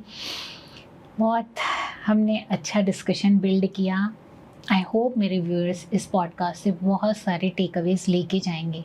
हाँ जी। Thank you so much for coming. Thank you so much for the opportunity. Thank you.